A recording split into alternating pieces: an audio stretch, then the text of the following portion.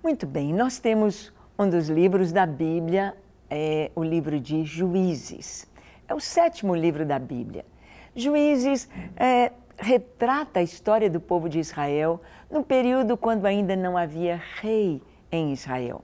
Num período quando Deus levantava homens, mulheres para governarem, para trazerem a palavra de Deus para o povo, para estarem liderando a nação e procurando levar o povo à presença de Deus, procurando levar o povo ao conhecimento da palavra e da vontade do Senhor. Depois do livro de Juízes, nós vamos ter ali a história dos reis, mas neste período, quando Josué conquista a terra prometida, quando ele entra na terra prometida, quando é feita então a divisão da terra de Canaã para as 12 tribos de Israel, nós vamos encontrar então o contexto da história desta mulher, Axa. Vamos ver quem foi Axa. Abra sua Bíblia em Josué capítulo 15. Nós vamos ler do versículo 13 ao 19. Diz assim: A Calebe, filho de Jefoné, porém, deu Josué uma parte no meio dos filhos de Judá, segundo lhe ordenara o Senhor, a saber, Quiriate-Arba, que é Hebrom. Este Arba era o pai de Anaque. Dali expulsou Calebe os 3 filhos de Anaque, Sesai, Aimã e Talmai, gerados de Anaque. Subiu aos habitantes de Debir, cujo nome dantes era Quiriate-Sefer. Vamos parar aqui um pouquinho. No livro de Josué, então, nós vemos que assim que cessam as guerras da conquista, assim que terminou Josué de conquistar aquelas 7 nações cananeias, os cananeus, os amorreus, os jebuseus, os heveus, os heteus, os girgazeus. Então, a terra é dividida entre as 12 tribos. E cada um, então, toma posse da sua terra. E nós vamos ver aqui que Calebe foi junto com Josué, os dois foram aqueles 2 espias enviados por Moisés que realmente creram que Deus poderia lhes dar a terra prometida. Creram que a terra era boa, que a terra manava leite e mel e que a terra prometida do Senhor seria do povo de Israel, conforme a promessa do Senhor feita a Abraão, a Isaque e a Jacó. Moisés enviara 12 espias, mas 10 voltaram não crendo. 10 voltaram com um relatório negativo, dizendo: esta terra é muito boa, ela produz leite e mel, ela tem um fruto abundante, tanto que eles vieram trazendo sobre os ombros um ramo de videira, um cacho de uva tão grande, tão bonito, que eles não queriam desperdiçar nada e trouxeram sobre os ombros. E é interessante que hoje em Israel, esses 2 homens carregando o cacho de uva formam exatamente o símbolo do turismo em Israel. Ou seja, eles tomaram aquela primeira viagem a Canaã como uma viagem dos espias, como uma viagem de turismo para o reconhecimento da terra. Josué e Calebe, eles creram. Calebe, então, ao conhecer a terra, ao visitar aquela terra, ao ver os gigantes que havia ali naquela região sul, na região de Hebrom, ele então disse: eu quero esta terra. Eu vou desapossar esta terra aqui, vou tirar das mãos desses gigantes. E esses gigantes, nós os comeremos com pão. Nós sabemos que havia gigantes ali.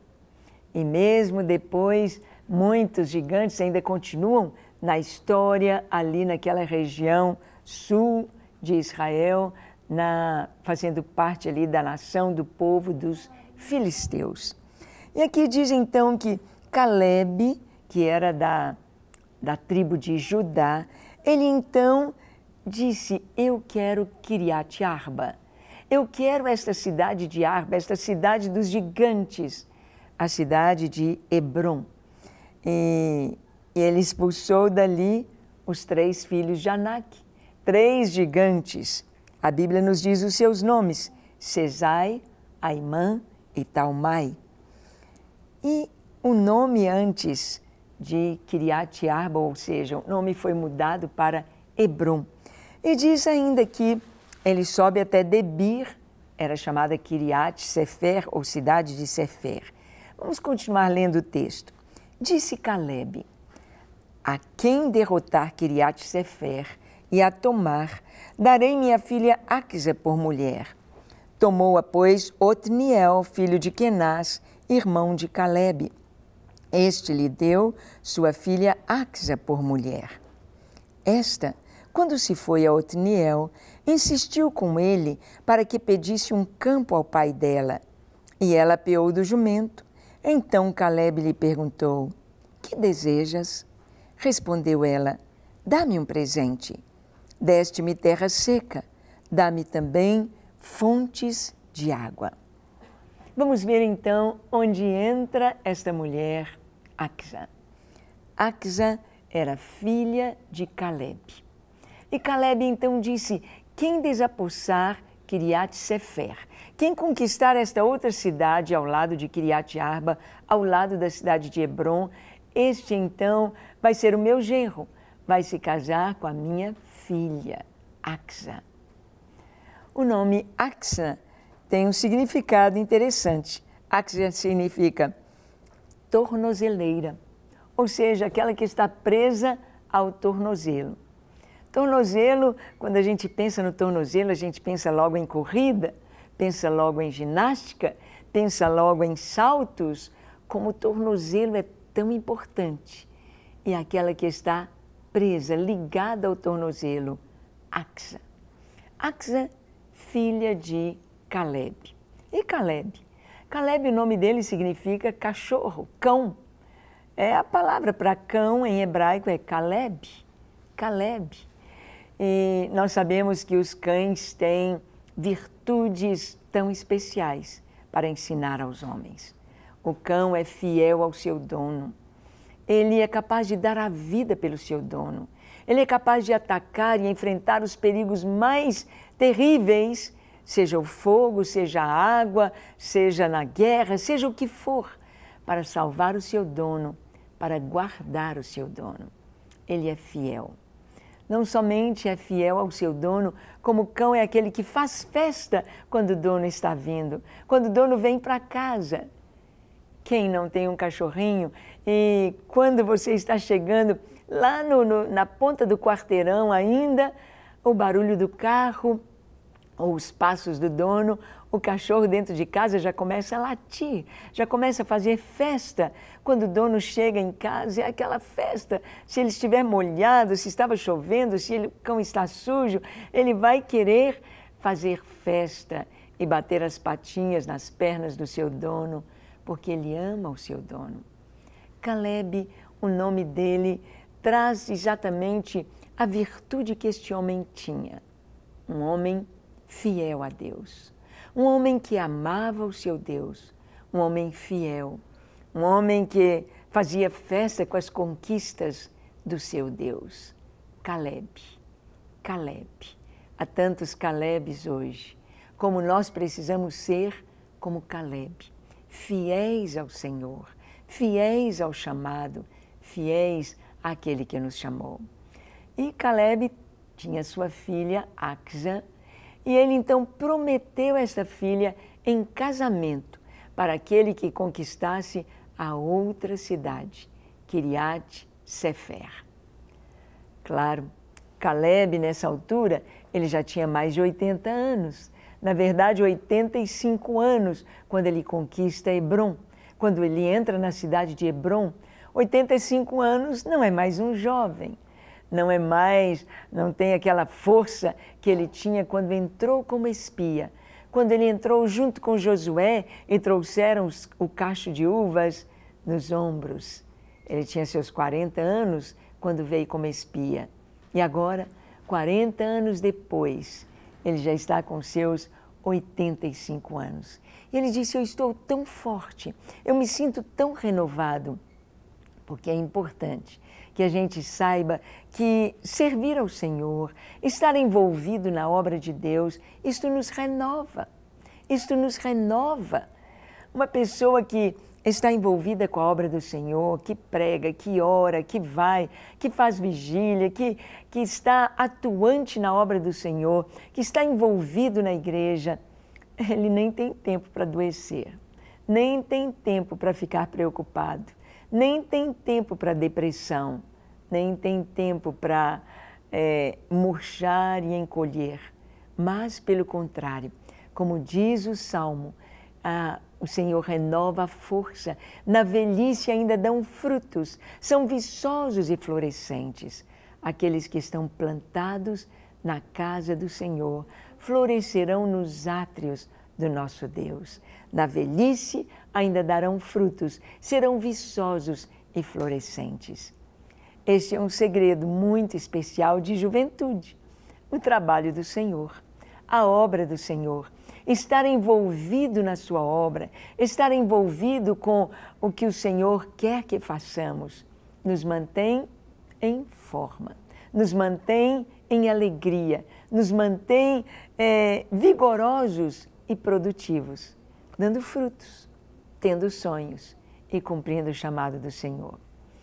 Por exemplo, no Ministério Gideões, junto com meu esposo, eu e o Paulo, nós já estamos bem avançados na nossa terceira idade. Ele com seus 77, eu vou completar 67. E Deus nos tem dado vigor, a graça para continuar viajando, indo às nações, pregando. Às vezes nos pegamos sem ter um dia de descanso na semana, porque os compromissos são tantos, mas a alegria do Senhor se renova sobre nós. A alegria do Senhor e a força dele se renova. Então, quando a pessoa entrega os pontos, muitas são enterradas vivas, porque param, cessam de produzir, cessam de trabalhar. Dizem, agora estou aposentado, agora eu quero descansar, agora eu quero ir para a praia, agora eu quero curtir o que eu não fiz durante a minha vida. E aí o que acontece é que a pessoa vai murchando. Ela pensa que ela vai renovar, ficando só descansando, caminhando na beira da praia ou curtindo a vida, não fazendo nada. É o contrário, porque produzir, trabalhar é bênção. E Caleb nos ensina isso. Caleb está com seus 85 anos e disse, eu estou tão forte. Moisés, por exemplo, quando Moisés terminou a sua tarefa, ele tinha 120 anos. 120 anos não são 50, 60 ou 70 anos, 120 anos.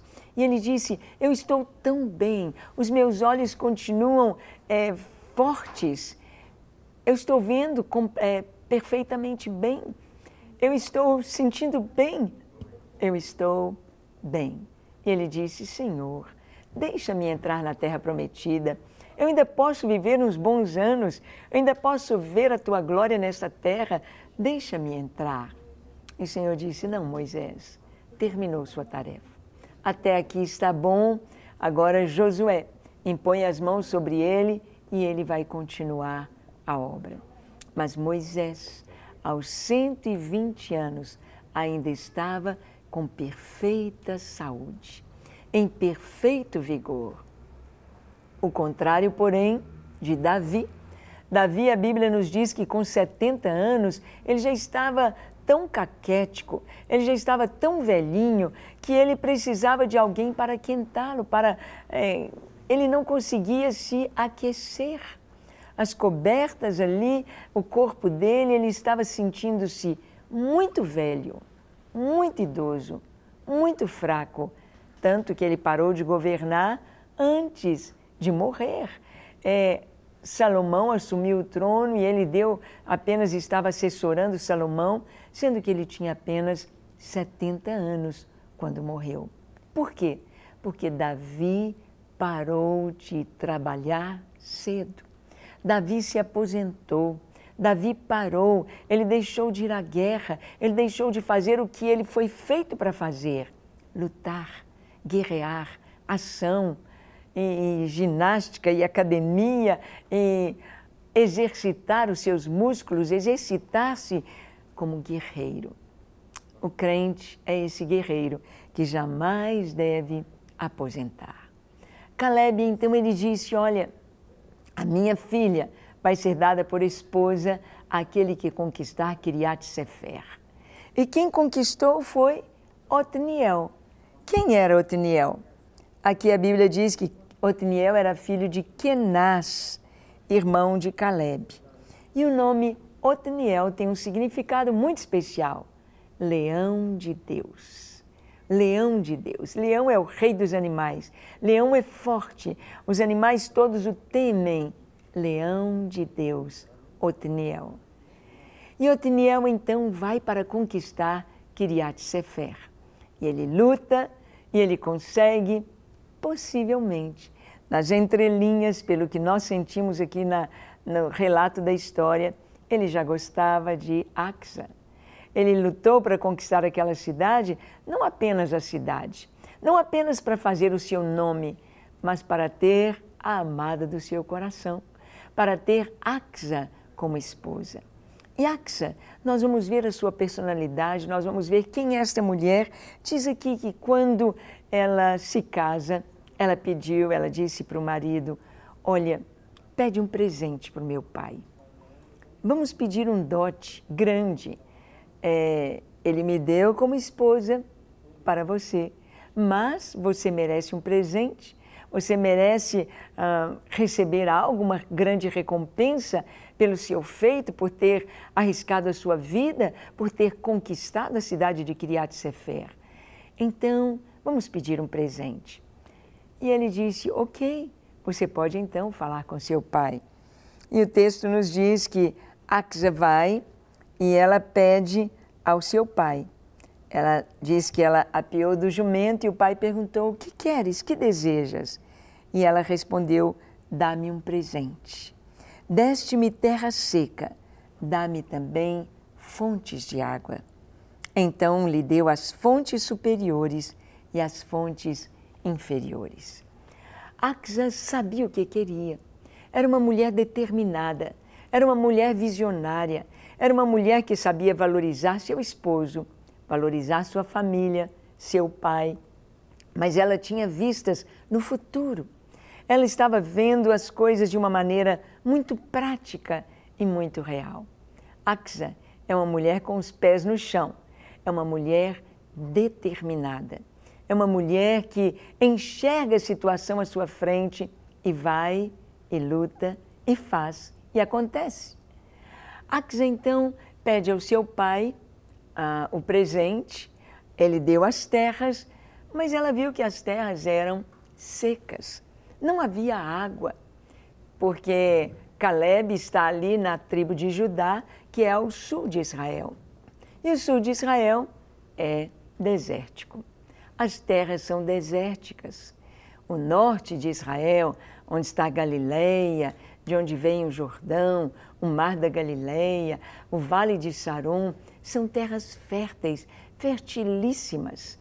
Vales maravilhosos de plantações de muita abundância na agricultura, na pesca, na pecuária, nos ovinos, mas o sul é seco, é desértico.